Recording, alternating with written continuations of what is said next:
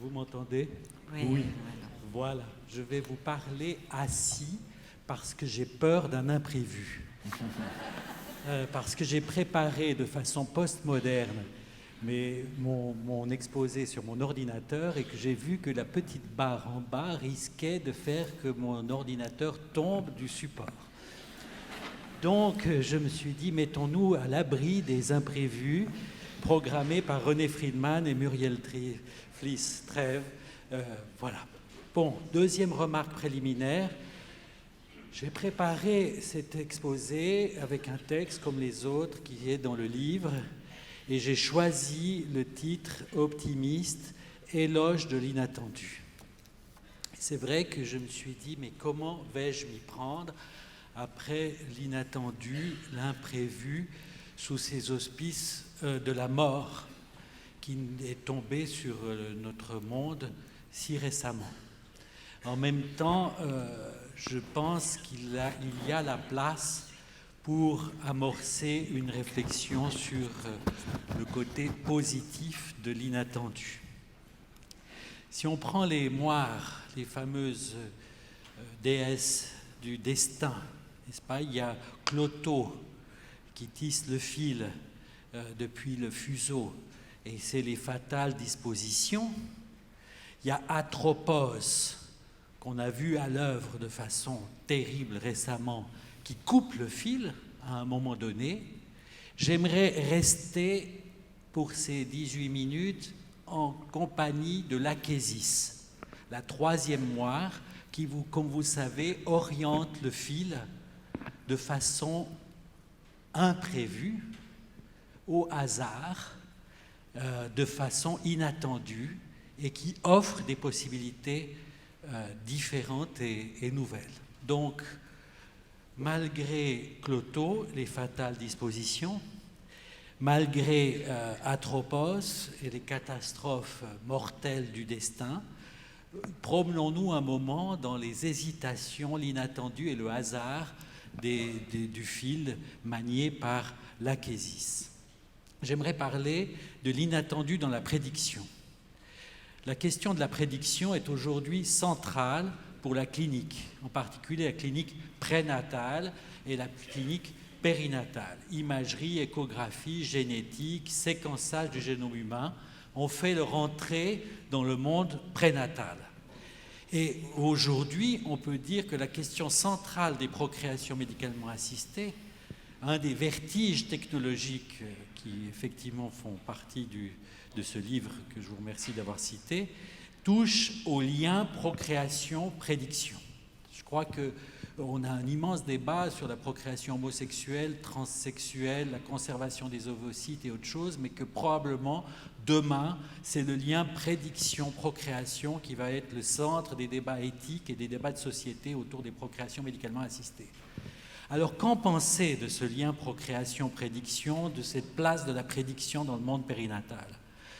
Eh bien, je pense qu'il faut aller du côté de ce qu'on pourrait appeler des paradoxes de la prédiction. En effet, ce qu'enseigne la clinique, c'est que toute prédiction dévoile l'infini de ce qui ne peut pas être prédit.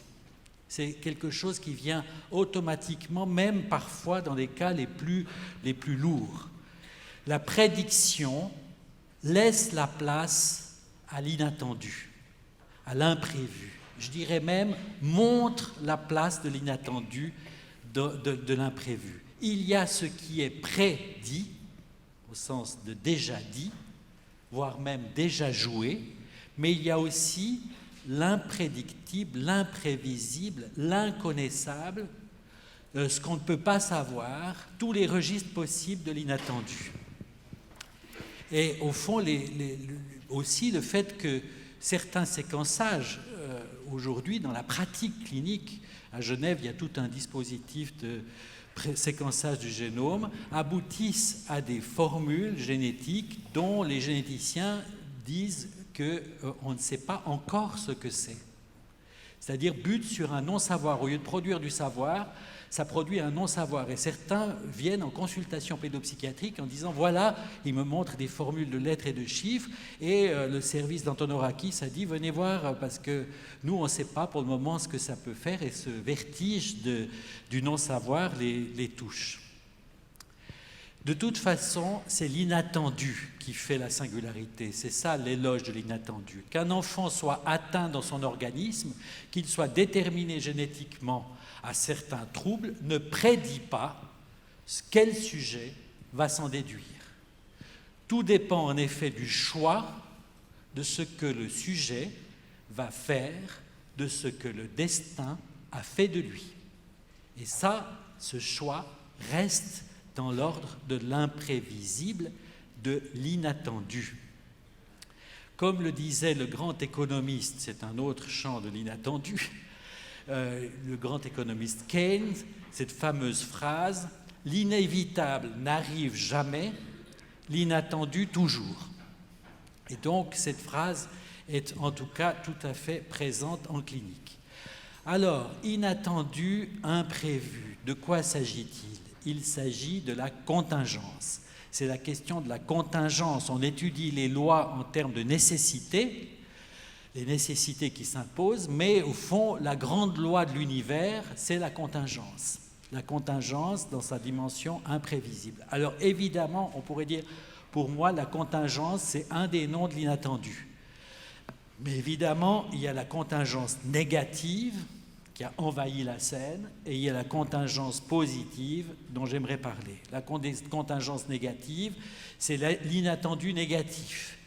L'inattendu de mort, c'est par exemple le traumatisme, c'est ce qui fait effraction, par rapport à quoi il n'y a pas de préparation. L'inattendu, c'est l'effroi, négatif conduit à l'effroi, n'est-ce pas, alors que l'incertitude est plus liée à l'angoisse. Dans l'incertain, il y a une anticipation. Dans l'inattendu, on est vraiment dans l'effroi, dans quelque chose qui surgit de façon insupportable. Mais il y a aussi des contingences positives, bien heureusement. Et ces contingences positives, c'est l'inattendu qui ouvre au nouveau, l'inattendu qui libère, l'inattendu qui permet d'aller au-delà de ce qui est programmé de manière déterminante. C'est un inattendu nécessaire. Je pense qu'il y a une nécessité de l'inattendu. On vit et on se sert de l'inattendu. Quentin Meillassoux, le philosophe, a parlé de façon formidable de la nécessité de la contingence. Je trouve que philosophiquement, c'est un paradoxe excellent. De même, des articles récents dans Science 348 de 2015, Laura Schulz a montré que les enfants explorent, comment les enfants explorent l'inattendu dans les jeux d'enfants. Ils créent l'inattendu, ils ne respectent pas les règles, ils ne sont pas dans le protocole, ils vont ailleurs. De même, par exemple, dans le même numéro de Science 348, Aimé Stahl montre comment les enfants explorent l'inattendu et que ça participe au développement de leur capacité d'apprentissage et de leur capacité d'exploration. Donc c'est l'inattendu qui nous construit, plutôt que l'attendu et le prévisible. Alors, poser la question de l'inattendu implique de poser la question du temps. Alors, et au fond, les doubles dimensions du temps. Le temps qu'on pourrait dire linéaire, prospectif, qui occupe tellement de place, qui est celui de la causalité, de la prédiction, et effectivement aussi le temps rétrospectif, le temps de rétrospectif où l'événement B suit l'événement A, donc A a entraîné B. Vous savez que tout ça est très complexe et que souvent, on a tendance à faire des prospections rétrospectives ou des rétrospections prospectives. On lit excessivement des événements dans la vie psychique, des événements avec des conséquences, sans supposer que peut-être ce lien n'est pas faisable.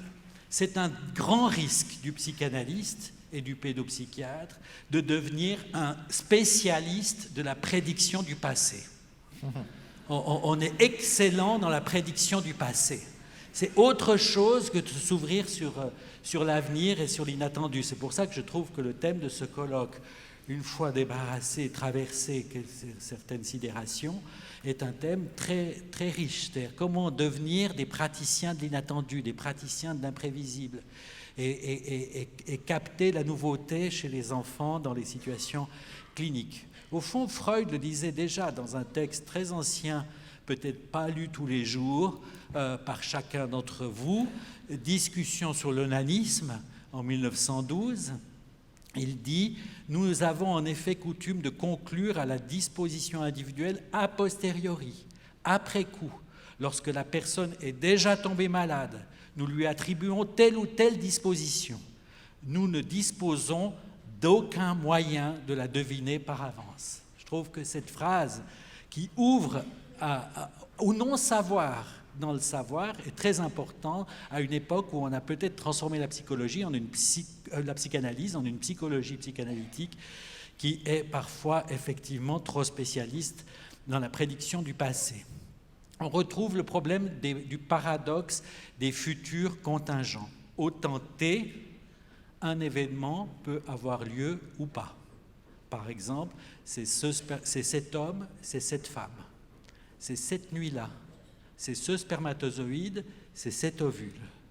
Et ça donne cet enfant. C'est tout à fait contingent. Ça aurait pu être un autre ovule, un autre spermatozoïde, un autre homme, une autre femme, un autre moment.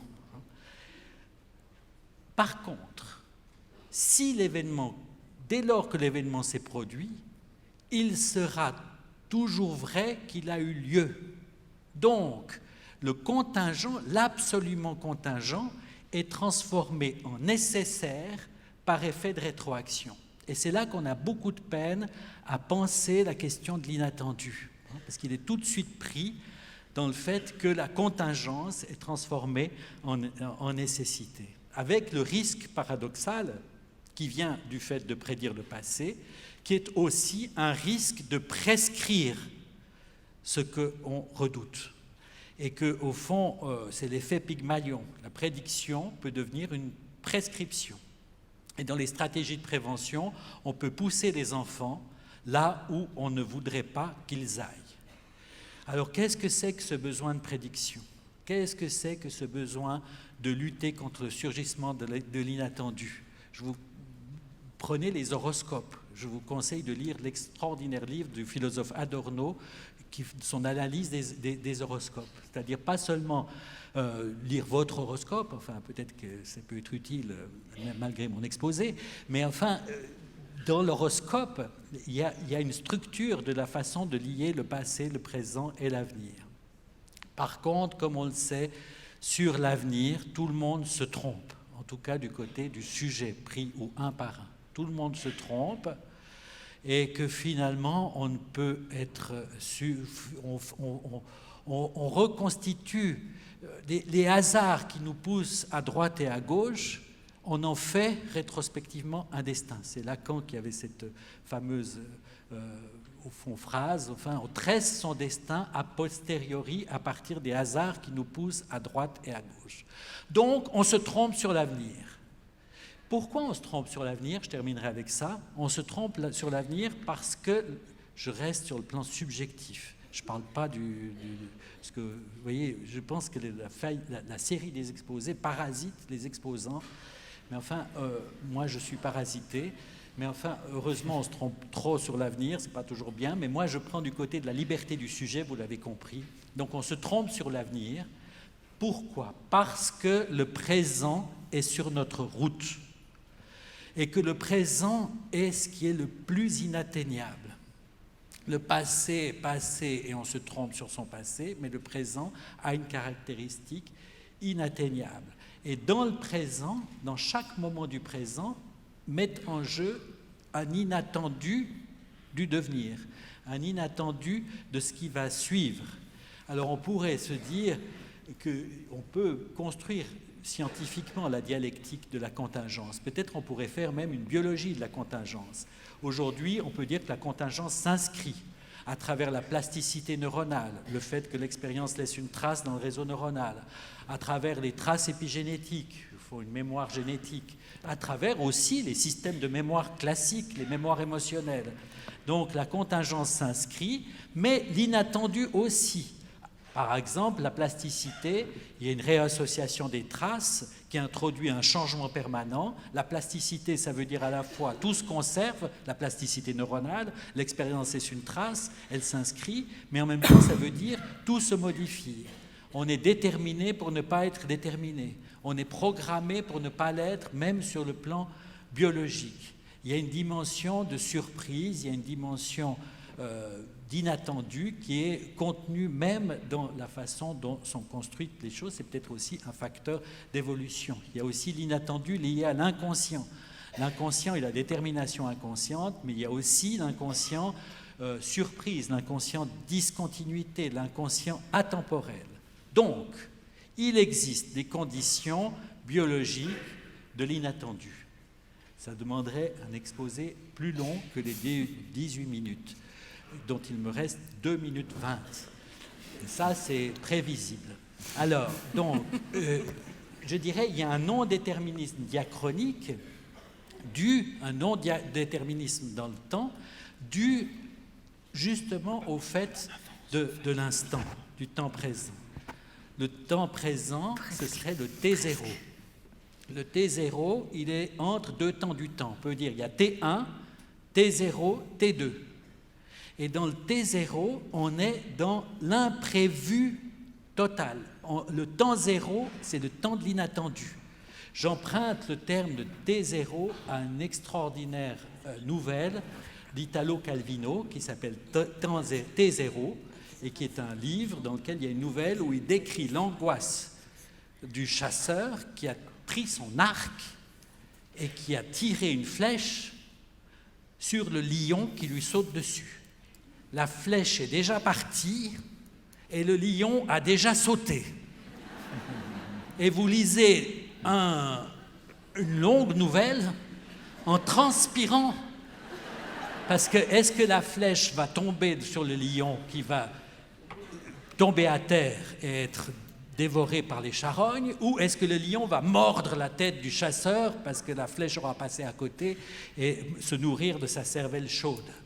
Donc, vous avez cette incertitude totale, très obsessionnelle, de savoir qu'est-ce qui va se passer dans ce temps zéro. Et si vous réalisez, on est tout le temps dans ce temps zéro. Chaque instant du temps, sur le plan subjectif, nous donne la liberté d'être autre que soi. Tant par l'autre, par ce qui va survenir, que par soi-même et par ses choix. Et au fond, on pourrait se dire que c'est le fameux temps kairos, le temps kairos qui est opposé à chronos, c'est-à-dire l'instant décisif, l'instant propice. Encore faut-il être capable de se saisir de la contingence, de se saisir de l'inattendu. C'est aussi le cas dans la recherche, le fameux concept de serendipity. La sérendipité, c'est pas seulement que tout à coup une découverte se fait par hasard, mais encore faut-il quelqu'un, je parle de découvertes agréables, mais aussi dans les découvertes désagréables que vous venez d'exposer, c'est aussi le cas, encore faut-il quelqu'un qui est capable de se saisir de cette contingence. Donc, dans la clinique, il s'agit de maintenir la place de l'inattendu. C'est ça mon éloge de l'inattendu. L'inattendu qui ouvre au devenir imprédictible. Un devenir qui vient aussi des choix du sujet, de ses inventions. Comme le disait Valérie, qu'est-ce que vous faites aujourd'hui ? Je m'invente. On s'invente dans le temps zéro, en ayant une pratique de l'inattendu, une pratique de l'incertitude.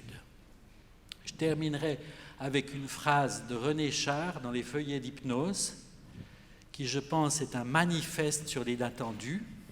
Je cite, le libre arbitre n'existerait pas, l'être se définirait par rapport à ses cellules, à son hérédité, à la course brève ou prolongée de son destin. Cependant, il existe entre tout cela et l'homme une enclave d'inattendu. J'aime bien ce terme, une enclave d'inattendu et de métamorphose dont il faut défendre l'accès et assurer le maintien. Voilà.